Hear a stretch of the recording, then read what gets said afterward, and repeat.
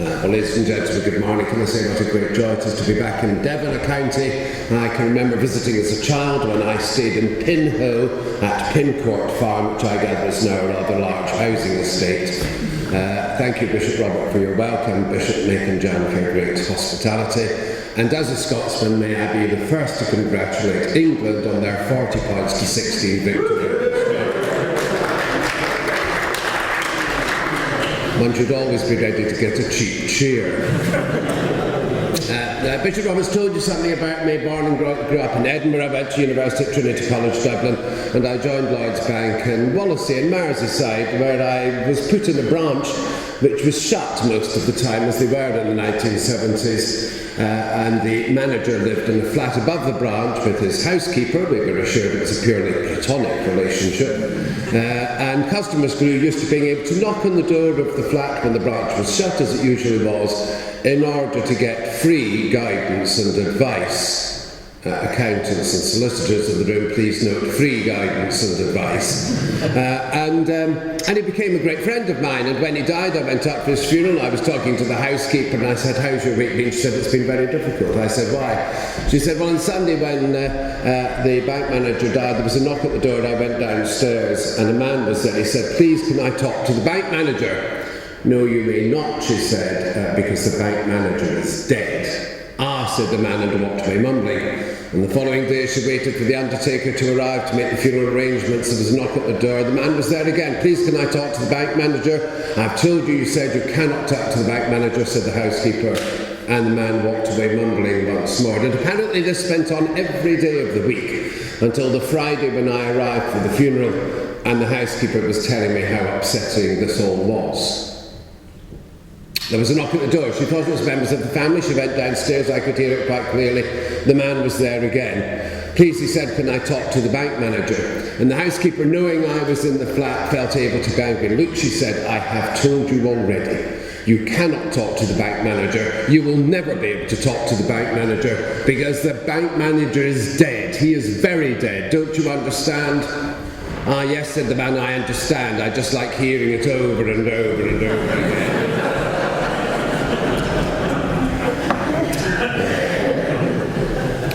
And it was in 1987 I was told I would lose my eyesight in my 50s, and it was in 1990 that I was registered blind. I have no regrets about this. It's a price well worth paying to ensure that Yvonne and I never have an argument about who drives home after a party. Well, unless I'm really tipsy. And one could tell stories about that. But I'll tell you this. When you suddenly, with a wife and 3 young children, lose your eyesight, albeit from a condition of which you were aware, you are thankful for the faith and the love of Christ. The knowledge that he was with me at every step of the way, that Yvonne, whose rock support has been with me throughout, but actually that his love was in my heart, and the joy of the risen Christ sears my soul. And secondly, despite the protestations of the personnel director of Lloyd's Bank at that time, I went on to take on the roles of which you have heard, to subsequently be Senior Independent Director of the Revenue and Customs, chair numerous charities such as Action for Blind People, Blind in Business, Revitalise, Enable, which is Scotland's main cap, a range of other things. I've chaired companies and I've done all that, despite being told that once you're blind you can't manage people because you can't have relationships.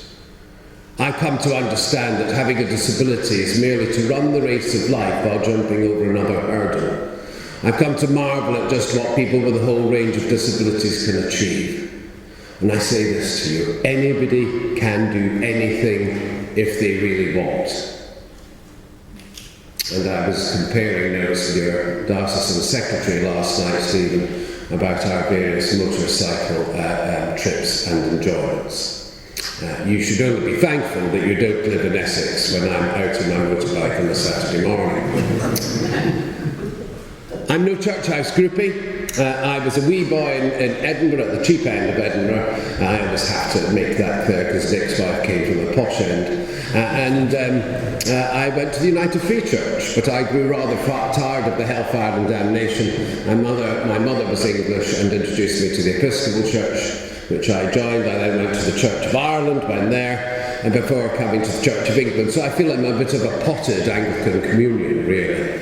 I had no intention to do any of these roles. I was just happy to go to church, and somehow became a church warden in the cathedral and treasurer for ages. As you've heard, I ended up as the DBF chair. In 2004, I replied to a newspaper advertisement looking for new church commissioners and was appointed to that, became audit chairman. It sort of goes with me quite often. And was coming to the end of my 9 years in that role, thinking I've done my bit for the church now, I will be able to relax, when people started putting a hand on my shoulder and saying the Archbishop's Council need a new finance chair. And I said no 3 times, to be quite honest. I'd done a lot, I had other things in my life. I'm a cabinet member on Essex County Council, and I just kept saying no. But I'd become a trustee of St Paul's Cathedral. I went to a dinner there, and the wife of the dean sat down beside me and started talking about lay vacation, not knowing any of this conversation that had been happening. And I said, what do you mean by lay vacation? And she said, lay vacation is when you know in your heart and in your head that you have the ability to do things that might otherwise not happen, to make that difference. And I went back to the long-suffering Yvonne, I put my name forward, I was duly selected, and then went to see the Archbishop of Canterbury. And I said to Justin, if you want a finance chair who will balance the books on a declining institution, which shrinks as it ages, I'm not your man. If you want somebody who will work with you to radically seek to reform this organisation, so that we can restore the path to growth, so that we can reach out so that far more people in this country and far more communities can experience that searing love of Christ that I know so well, I will work with you. And duly I took on the role, and he and I now often ask ourselves, are we meeting the radicality test? So what we did was we started in 2013-14 on a tour of every diocese. And when I talk about the renewal and reform agenda, this is no church house agenda. This is our response to what you told us. We visit every diocese. What did you tell us? Overwhelmingly, firstly, every diocese told us that we wanted to grow, but in many cases we're not quite sure how.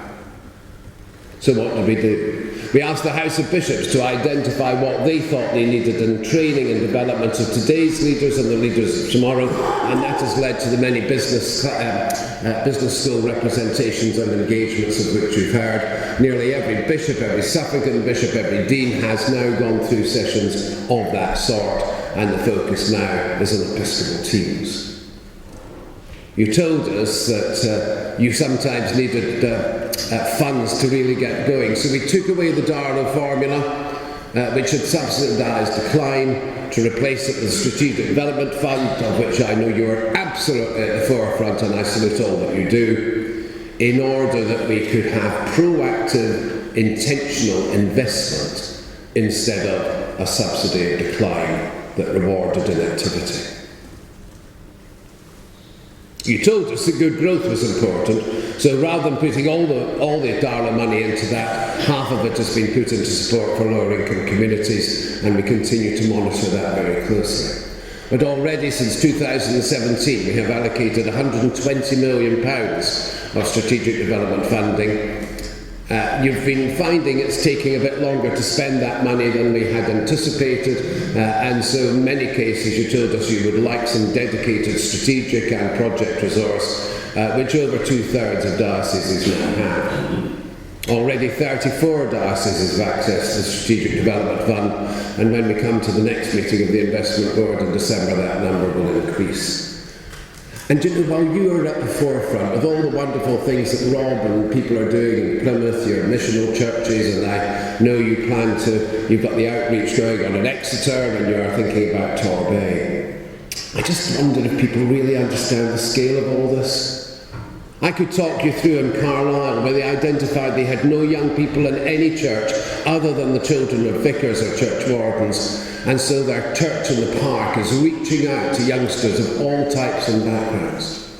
I could take you to Blackburn Diocese, where the work in the outer estates may not be everybody's cup of tea, but is doing wonderful work in some of the most deprived areas of Preston and Blackpool and so on. To Newcastle, a diocese that was really down on its luck, and where they've just in the last month opened their new city centre church that's already packing people in. I could take you down to Ely in the east of England, where they are doing the work to revitalise market towns, bring Jesus back into towns from which he's largely disappeared. Or Liverpool, that took £1 million to put into the deanery of Wigan, where again the church had been receding all the time. And in that is bathing that whole deanery in a reform programme that will ensure a far more effective representation of all that is good in this church. I could take you to Coventry, focusing on missing generations, where already they've recruited over 507 new pilgrims in a couple of years, 270 of which are in the 20 to 30s age bands. To Norfolk, where the Norwich Diocese has got a new missional churches piece linked to sports ministry of all things, working with a big sports school. Canterbury, where the Ignite piece is all about cafe churches in the most deprived communities, reaching out into the people who never come to church. And of course Portsmouth, where the Harbour Island Resource Church took off, planted by St Peter's Brighton, went from 0 to 400 people. And when people thought that this would denude the other parishes of Portsmouth, actually what they found is that individuals having been introduced to Jesus through the Harbour Island Church are now making their way to local parishes to find churchmanship of the style and location that they want. It's a remarkable story. Don't let us ever think, however, that this alone will turn the church round. The fact is that so many of the pilgrims and disciples being created in these activities are much more going to be recruited into a less formal church that we know, which is why it is critical that we move away always from measuring the success of the church according to average weekly attendance. It simply isn't a valid measure in a world where people take church in so many different ways, and where in many cases there is not a church service in every community every week anyway, and focus much more on the size of our worshipping communities. And I encourage all of you who are wardens or engaged in parishes to think about how we can get a better, more accurate handle on that. If one looks at that, one sees a greater level of stability overall than had been the case. So that's all around the strategy work, those three strands of strategic leadership, strategic funding and strategic project resource. But you also told us that you wanted to achieve a refreshment of the clergy. You told us that the clergy as a population were growing older and coming up to retirement. You thought you needed about the same numbers overall, but you yearned for them to be more diverse and younger and equipped to set God's people free, to release the gifts of the laity. So we reformed the whole piece of resourcing ministry education and have set in place the systems which enable dioceses to award more funding to younger candidates. In the first 2 years of the programme, you achieved a 22% increase in the number of new ordinands. That slipped back slightly this year, but is projected to grow steadily thereafter. But more excitingly, we've seen a far greater growth in the number of under 30-year-olds, under 35-year-olds coming into ordination and therefore poised for stipendiary ministry and a full career and full life of vocation ahead of them. And within that, a significant shift towards more younger women. We continue to work to achieve a greater level of diversity as we encourage those with disabilities and from different ethnic backgrounds to follow that pathway of life. And on Thursday, when the various boards met, we were able to approve the funding for 55 additional curates next year coming into the church above the normal historic number. So we took the average that have occurred across 15, 16, 17, 18, used that as the base number, and next year we've got funding in place for 55 additional curates across the church on top of that. And that funding has been guaranteed to dioceses to stay in place for a whole 4 triennia. We needed to give you the confidence to go and take this route, to bring people through ordination into curacy in the knowledge that you would not want people to be ordinands who couldn't find roles thereafter. The work in setting God's people free is seeking to release those gifts of the laity.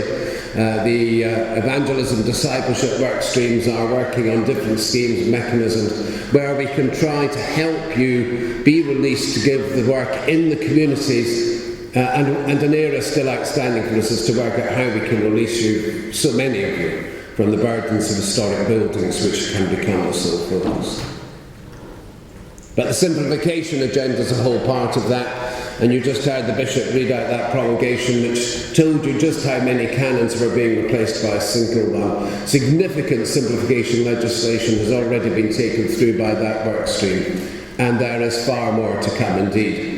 We have an even voracious appetite for radical simplification of some of the rules that get in the way. I would tend to say that we have actually plucked the lower hanging fruit, and that at medium and higher levels are still to come. And I just want to convey with you the wonderful pace of which you're a part. This was all from a standing start.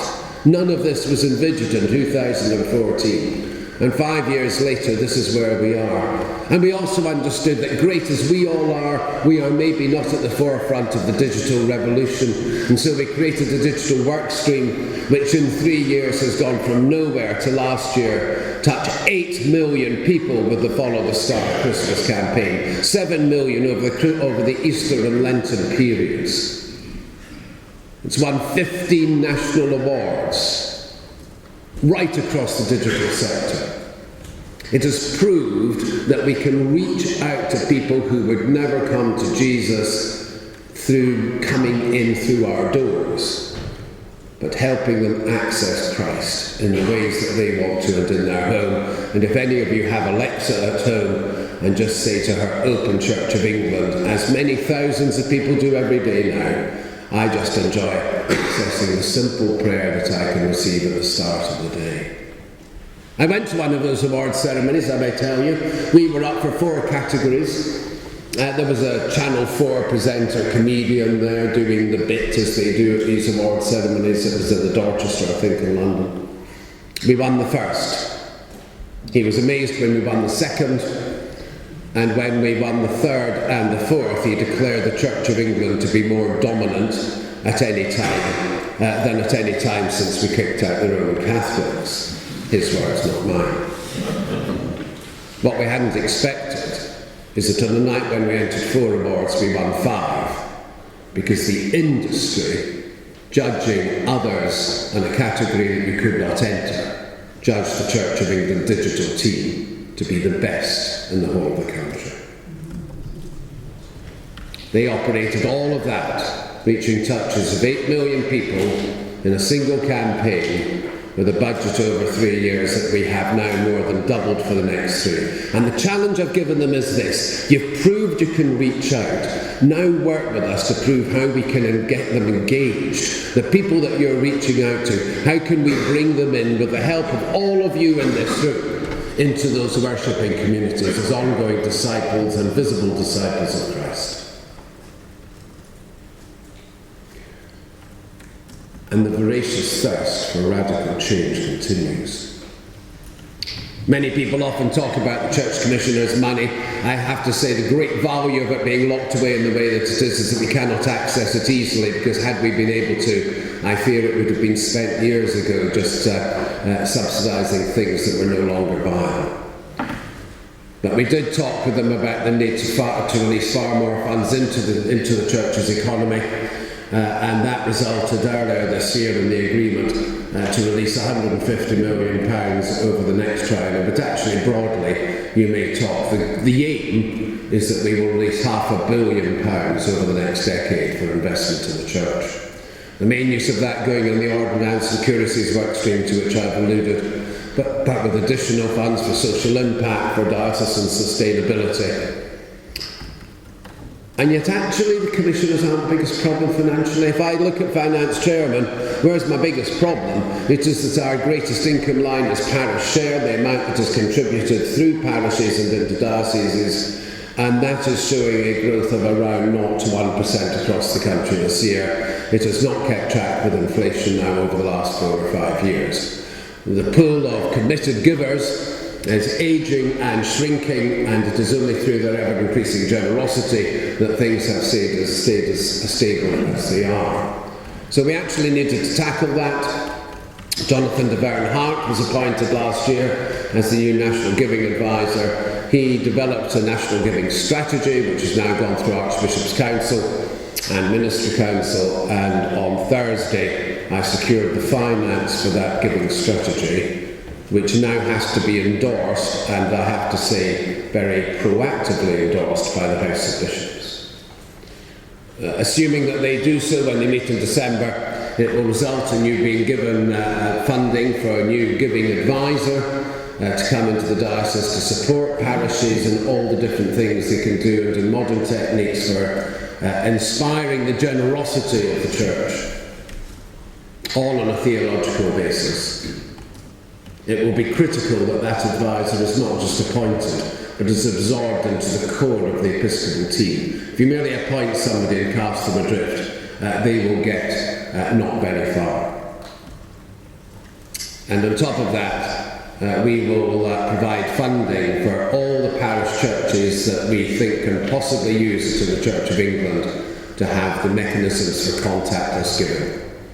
It's been a puzzle to me that this has found that they've been so hard for people to take up. They find it quite difficult, and I think we've realised we have to help people understand it and train it better.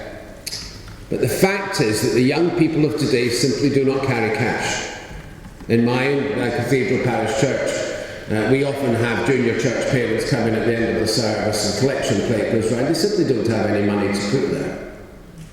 The contactless giving mechanism is now available. The good plate, as I like to call it, merely allows a tap of a card, and there they are. The money is transferred. They can have a range of options. We have proven that people are more generous than they would be if asked to get coins out of their pocket. They're much more likely to give you £5 or £10 than a £1 coin. We have proven that any of you who have parish churches that may have a couple of weddings or baptisms in a year will get paid back immediately, although actually what we're now doing is taking those costs away from you. You see, for me, what we're doing now is responding to what you've told us, that you yearn for a church which has all that quality, the qualities and values of those that we have known and grown up with and are growing old with, but that actually which is engaged in the modern world, in the digital world, which understands the way that younger people want to access Jesus and understands how they want to show their generosity of time and talents and finance in that space. I yearn for the time when we've worked with the digital team so that every child leaving a Church of England school, and there are 600,000 in Church of England primaries attending on time, but typically they go on to secular secondary schools. I want to be in the place where every one of those children has on the mobile phone that we know they will have some sort of app which enables them to access Jesus in the ways that they want to. That they simply can get that prayer or thought for the day in the way that they want to do. I yearn for the time when you are telling us we're not doing enough. I'm here to serve you. My finance committee is here to serve you. The Strategy Investment Board is here to make wise decisions on your behalf in the areas that you want us to make it. Because the bishops have written a pastoral letter this week. And why? Because you and I both understand the importance of bringing Jesus back into the centre of our communities, our culture, touching people in places where they simply are not touched in the ways that they will listen and respond. 5 years, quite a lot of work done, but a surface only scratched. One of the great joys about being blind is you meet very interesting people. I joined a Chelmsford flying club where I met a man who is not only blind but half deaf and who's a parachutist. And I was amazed by this, and I went up to him and I said, "Hey Jim," I said, or rather I shouted, "Hey Jim," I shouted, "how is it you can be blind, half deaf and be a parachutist?" Johnny said, "It's really quite simple. I stand in my house and my friends come for me in their car. They take me down the garden path, they put me in the car, they strap me in, and I know when the car has started because it begins to vibrate. They take me to the airport, they pull me out of the car, they'll lead me across the runway, reach the plane, and I know when we reach the plane because I dent the side of it with my knee. They put me in, they strap me in, it goes down the runway, it takes off, it climbs to 10,000 feet, and I know when we reach 10,000 feet because they open the hatch and there it goes whoosh, whoops, and they put one thumb there and tell me it's my parachute. They put one thumb there and tell me it's my emergency parachute, and they throw me out of the plane and I count to 10 slowly. 1, 2, 3, up to 10 I count. And I pull my thumb there, the parachute opens and I float so safely down to the ground. And if nothing happens, I pull my thumb there, the emergency parachute opens, and again I float so safely down to the ground, and it really is the most wonderful feeling. Jim, I shouted, "That is truly remarkable, but surely," I said, "the most difficult part. How on earth can you tell when you're nearing the land?" Johnny said, "That's not the most difficult bit, that's the easiest. That is when the lead on the guide dog goes slack."